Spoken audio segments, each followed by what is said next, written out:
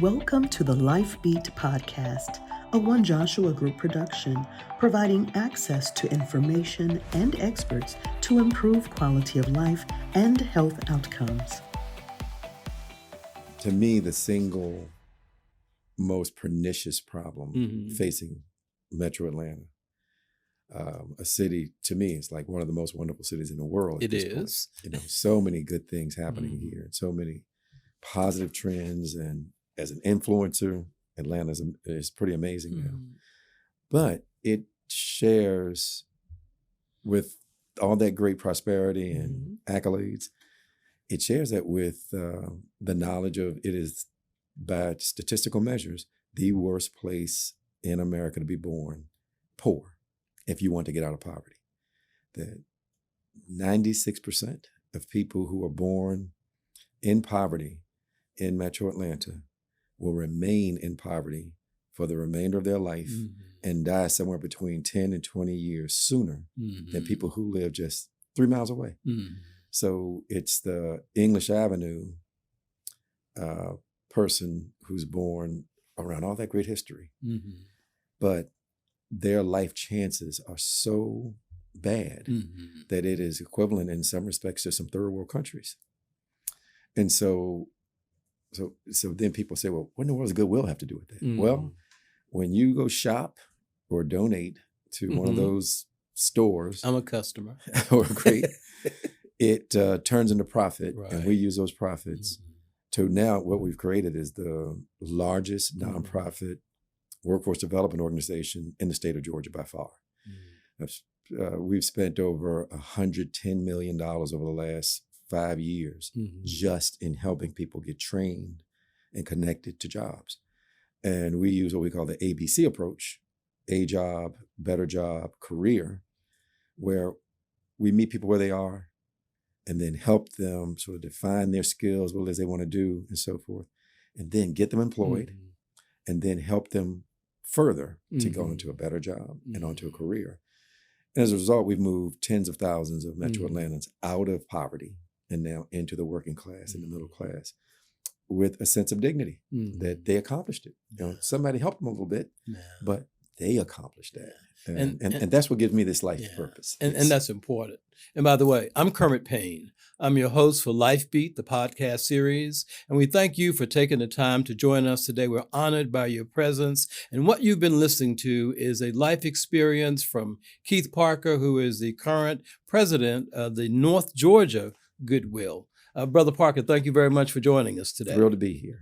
So, Brother Parker, and you look at his tie, you can probably figure some of these things out. Well, I'm calling him Brother Parker, and he's wearing his purple tie. Some of that. Keith has told us about what happens when your mission in life is valuable. He shared with us what happens when you and a community partnership can help create dignity for people, to lift people up, to cause people to have a purpose. And as president of the North Georgia Goodwill, how did you transition from the multiple responsibilities in multiple cities around the country? I want you to share with those individually, and then land at Goodwill as president of, I think it's, be sure that I have it correctly, of North Georgia. Right, Goodwill of North Georgia. Okay. Right, and it's amazing when I think about how I got here. It was intentional in many respects that I've always loved leadership. And my first leadership role, so to speak, was as a student in Petersburg, Virginia, Petersburg High School, and a school that over the years have been pretty much deemed as one of the worst high schools in the state of Virginia. It had lost accreditation, a whole host of things, but has produced some pretty phenomenal people. Yes. But my very first stint at leadership was as an 11th grader. One was an organization I had belonged to and got elected to vice president. The president, something happened and he resigned. So they then named me as president. And from that day in as an 11th grader, 16-year-old 11th grader, to today, I've always been president, general manager, executive director of something, straight through. outside of work, where it was doing something I was a volunteer of or what have you. And that leadership piece for me has just always been a motivator because I always have just fundamentally believed you get a lot more accomplished by being in the room where the decisions are being made than the guy yelling and saying what they should be doing from the outside of the room. And all of these various places that I've had a chance to work, whether it's in Richmond, Virginia, Charlotte, North Carolina, San Antonio, Los Angeles, a number of other places, every one of them, it was really got their foundation from what I learned in those early leadership opportunities. And first, trying to figure out what it was the organization really needed, what the weaknesses of the organization were, what the strengths were, and then putting together a plan and then executing on that plan. And so it has carried me in a number of different places. I'm looking forward to this next phase of life. And I look at you with inspiration. You're a little older than me, and you're still a lot older still doing very well and working very hard. I plan to do the same thing. I'm a person who believes that when I'll be ready to stop when I'm totally stopped. When you're told to stop. Yes. So, Keith, whether it's a political campaign, whether it's a stakeholder meeting, whether it's a church service, jobs, has always been a cry for people and their stability. Now, Goodwill of North Georgia is intimately involved in helping to address and respond to the need for jobs. Tell us about that. What are you doing at Goodwill? So we are celebrating our 100th year in existence. We turned 100 on Juneteenth, as a matter of fact. Very humble beginnings. Congratulations, yes. We started literally on Edgewood Avenue, where a gentleman in a horse-drawn carriage went down Edgewood Avenue, stopping door to door, asking people could they donate some used clothing or some used furniture and that sort of thing. And then he and a few others put together a team where they took those pieces of merchandise or clothing or whatnot, repurposed them, and then sold them. And the goal was to give people dignity and put people to work. So fast forward 100 years, we're now bigger than Target in Georgia with 70 stores, millions of square feet of store space, almost 4,000 employees. And what we do is whenever you shop at or donate to a Goodwill, that generates profit. That profit we use and now turn the stores into a workforce development haven. So I have, in addition to the 70 stores, we have 14 career centers sprinkled throughout North Georgia in 45 counties, and effectively meet people wherever they are and come up with great programming to help them onto a career path of their dreams.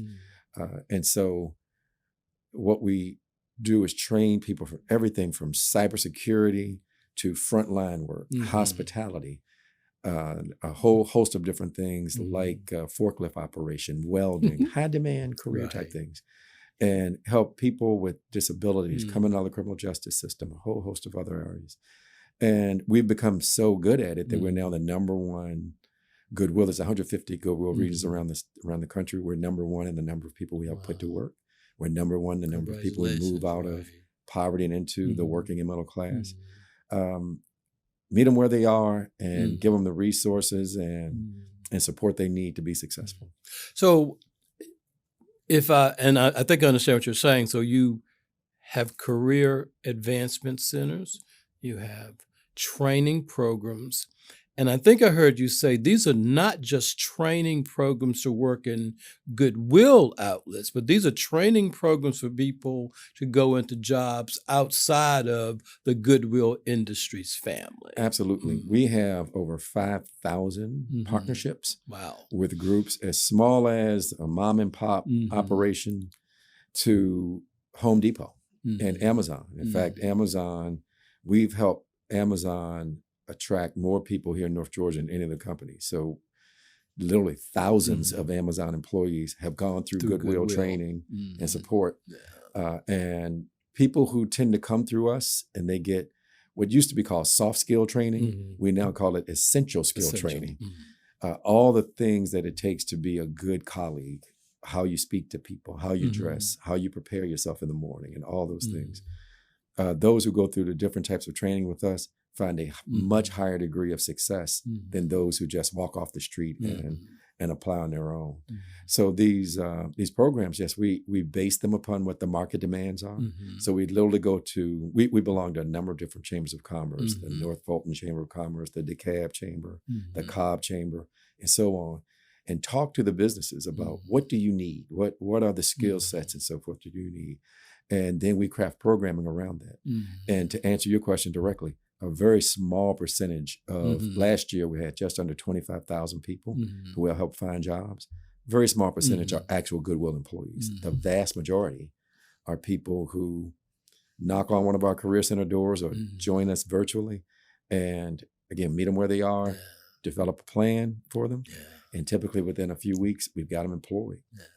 So some of the important elements, and particularly we here at One Joshua Group are very much involved in community and stakeholder engagement. It seems like you guys have done that very well. You mentioned the significant amount of public-private, public-public, just partnerships at the stakeholder level. Again, looking at things that give people dignity, that lifts people up where they are. So when Goodwill looks at what they're going to look like in the future, tell us about that. Now, you've created these career centers.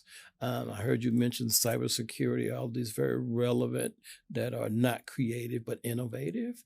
Can you share with us what Goodwill of North Georgia is going to be looking forward to in the future? Right. We are so excited about our future that, just this past Saturday, we had our biggest retail day ever. And one Saturday, we sold almost $700,000 worth of goods at our various Goodwill stores. 700,000.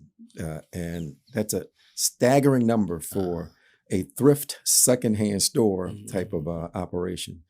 And we know the retail will continue to be the base. Many people said brick and mortar retail is dead. We're proving otherwise.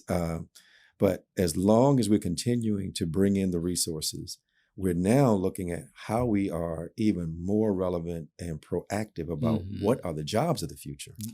So we are working directly, in some respects, with different organizations around the country who are predicting what are those skills that are going to be necessary for the economy, but more importantly to us, that individual. We worry more about the individual than we do the corporation and that sort of thing. So we are now really pivoting towards things that are very hot in the Georgia economy. We have a series of programs centered around the whole electric vehicle and the whole electric infrastructure piece, teaching people how to install and maintain electric heat pumps. Those battery chargers for the electric vehicles that are all over everywhere that unfortunately have not been very reliable. We're teaching people how to maintain those pieces of equipment and a multitude of other things. You touched on the cybersecurity component. One of our programs was called 16 Weeks to Six Figures. Wow. Because literally we'll teach people with, in some respects, even basic skills, how to navigate many of these new technology types of opportunities, but they got to work hard. I mean, this is not easy. This is 8-9 hours every day in a classroom. We pay you while you're in the class. We give people a stipend, give them free transportation to and from the locations and so forth. But then preparing them not just for, again, today's job, but many people need a job right now, but we're preparing them with the skill sets and so forth and the right acumen so that as these new opportunities prevail, that they will be there to take advantage of them.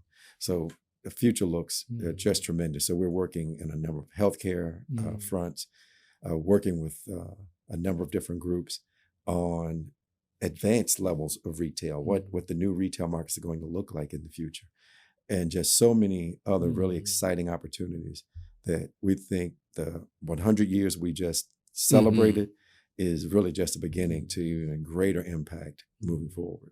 Well, I was going to ask you about the economic shift, but I don't have to ask you that because you've already answered that question. And thank you for sharing with us that Goodwill is already prepared for that. We forget that we just came through this pandemic. COVID didn't just happen 100 years ago. We go back and look at the number of 4 or 5 years. How was your relationship in the community and Goodwill affected by COVID? And what's been a rebound, if that happened, since COVID for Goodwill? Enormous impact. But we stayed with our values. And I think that's why we've come out of this as one of the strongest retail outlets, really in the country. That, our mission, literally our mission is we put people to work. That's our I remember that motto. We put people to work. And we've had that same one for basically that 100 years that I've talked about. And so when COVID hit, a super majority of retail outlets, as you recall, had to shut down, and most laid off their employees. Some had to terminate them, and we didn't realize that's a tough choice for many, many people. And in fact, a super majority of Goodwills around the country had to lay off a big group of their people while the stores had to be shut during the pandemic. We made the internal decision. I went to our board of directors and said, I'd like us to keep everybody employed, no matter how long we're out. And with any business, when you make a decision like that, that means you're paying the payroll of almost 4,000 people with no revenue coming in. So you can't stay in business for long with that. But as with a group with the mission of we put people to work, we wanted to make sure our folks felt that we had their back, even in very difficult times. So we were shut down effectively 2.5, 3 months. So again, think about paying 4,000 people, but we did it. And so when things reopened, we were faster to get everybody back up and working at full speed than pretty much anyone. And that has literally been the advantage to us since then, when others were very just struggling to find talent. We're already at full staff. And our morale around our organization, second to none. We've had Chick-fil-A executives on our board, and I joke with them all the time. Our employee engagement scores at Goodwill is higher than Chick-fil-A, higher than people who pay a lot more money than what we pay, because we've created a culture that's beyond just, hey, look, you do this and I'll pay you that. It's a family. It's a community. I have a gentleman who's worked with us for a number of years, and effectively his job is a janitor. And he basically said, Goodwill saved my life. I'll be here and be supporting Goodwill for as long as I can. And we've got literally tens of thousands of stories like that of people who've come to us. Because we don't look for the perfect employee. We look for people who can be good team members, and then see something in them and help build up. And then they become just superstar folks. So we greatly, COVID was horrible. I don't want to ever say there was, because there's too much death, too much despair and so forth. But we came out of COVID a stronger organization than what we were than we went into it. So I grew up with a mother who was a thrifter. And I used to always wonder, why are we going to Goodwill? Because we spent all this time in the store, and she would look at this and she would look at this. I'm like, well, why don't you buy something? And she would say, well, this is this and this is made with this. And what I realized, and you just spoke to that the Goodwill Industries is relational. It's not transactional. You spoke about that with your employees. You spoke about that with your community engagement and your stakeholder involvement. Do you believe that kind of innovation in the workforce makes a difference in your retention rate, makes a difference also in the service that your your retail outlets provide, and your repeat business customers? Do you think that's because of your relationship rather than just being transactionally retail? Absolutely. I believe there's 4 components of being what I call a level 5 leader. So at the top of the organization, the people who run the place, I think, have to have this in common. We have to be able to set a compelling vision. that motivates people. We then have to be able to build an exemplary team, retain an exemplary team of folks who become best in class. Then third, we have to create this culture of routine excellence, where excellence isn't something you do when a special visitor comes through, right, or something you do when there's a big promotion going on.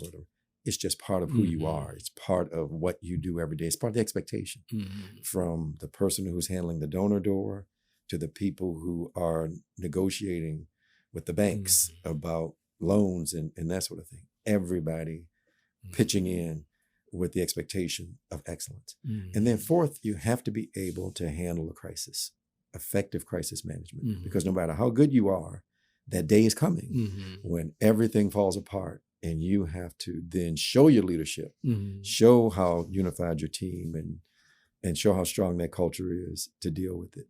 So, well, I think we've excelled during, particularly post-COVID, was all of those things were tested during COVID, whether we really did have our teammates' backs or not.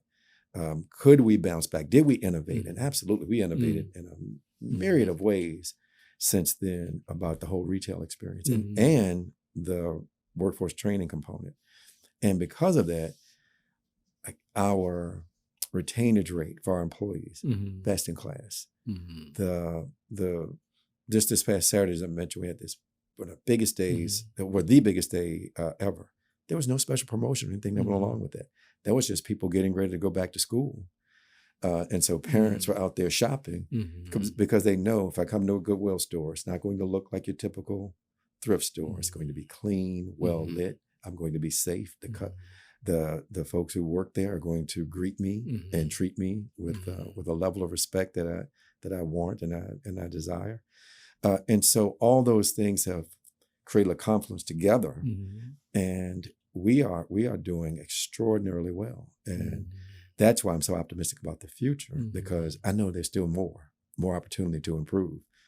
And all those community partnerships and those family relationships that we've created, our employees are our biggest ambassadors. So they tell everybody else, shop at Goodwill, donate to Goodwill, because they feel proud about it. So I've got 3,800 ambassadors out there, rattling the cage a bit of, hey, look, this is where I want to be. This is where you should donate your goods, and this is where you should shop. So you've been listening, hopefully viewing this podcast with our guest, Keith Parker, who is president of Goodwill of North Georgia, sharing with us some of his life lessons, what happens when you're innovative in the workspace, and what happens when you really care and that those relationships are just that, relational and not transactional. So if you like what you're listening to, hit that share button, like that, view us across all social media platforms, bring us into what you see every day. And again, to thank you, Keith, for coming and joining us. And I want to ask you, you've talked about these community partnerships.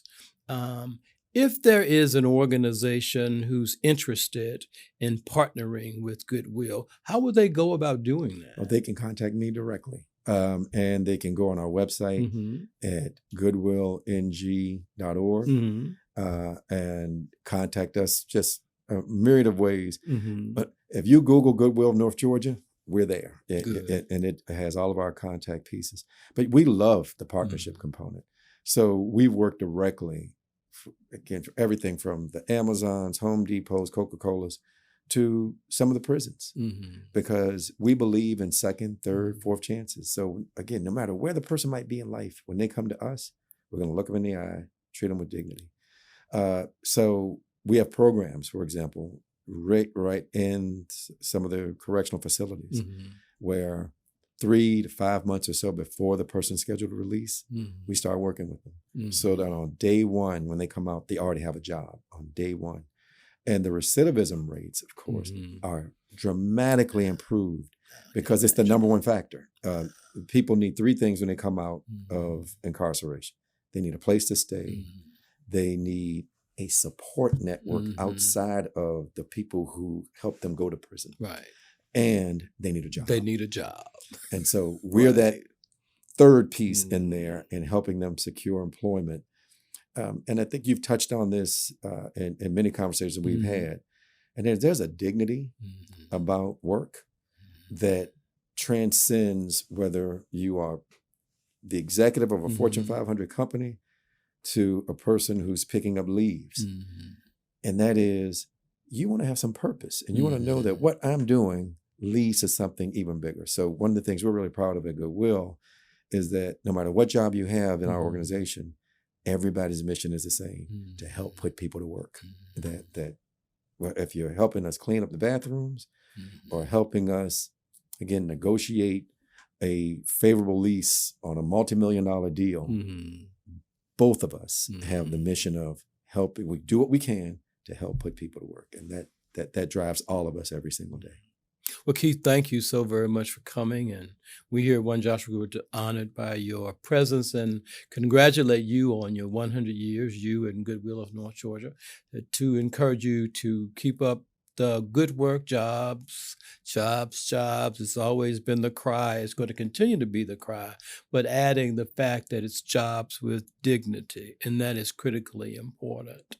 And I'm Kermit Payne, and I'm your host for Life Beat, a podcast series. Thank you for joining Mr. Parker and One Joshua Group to share with you the things that are important to make life valuable, to add dignity to what you do, and to remember, be kind to yourself and be kind to each other. We would love to hear from you. Send your listener letters, questions, and topic requests to media@the1jg.com. Life Beat, the podcast, is sponsored by One Joshua Group, your strategic source for engagement to improve life through better health, education, and information. To learn more, visit us at the1jg.com or follow our work on social media using hashtag 1JGCollabs. One Joshua Group, advancing access to healthcare and education by joining what you know with what we've learned.